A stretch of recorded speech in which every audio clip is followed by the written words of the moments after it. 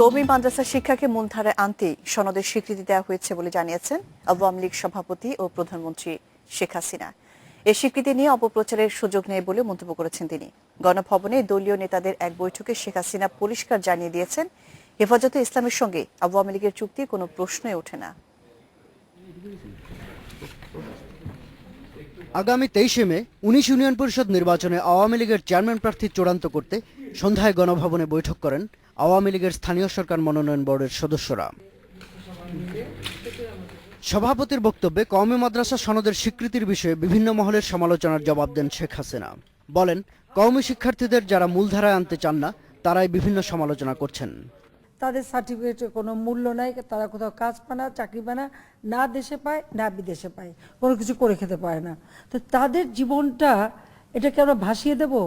আমরা কি হেফাজতের সাথে সন্ধি করে ফেলেছি, চুক্তি করে ফেলেছি? চুক্তিটা কি করলাম? হেফাজতের সাথে আমাদের তো কোনো চুক্তি হয়নি, চুক্তির প্রশ্নই ওঠে না। বাল্যবিবাহের নতুন আইনের সমালোচনাকারীদের কড়া ভাষায় জবাব দেন প্রধানমন্ত্রী। বলেন, উন্নত বিশ্বের আইন ও অভিজ্ঞতা বিবেচনায় রেখেই আইনের বিশেষ বিধান রাখা হয়েছে। এটা কিন্তু আমি সম্পূর্ণ ব্রিটিশ আইন থেকে নিয়েছি।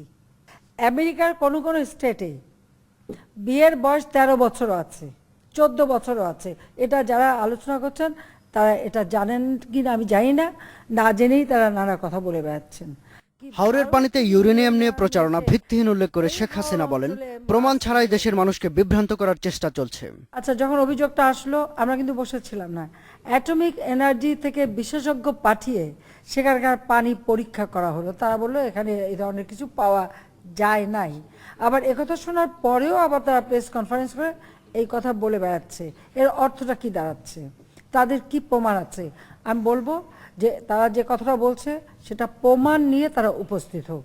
হাওরের ক্ষতিগ্রস্তদের সহায়তায় সরকারের বিভিন্ন উদ্যোগের কথাও জানান প্রধানমন্ত্রী। যখন একটা জলোচ্ছ্বাস বা শাহাদাত হোসেন, ইন্ডিপেন্ডেন্ট নিউজ, ঢাকা।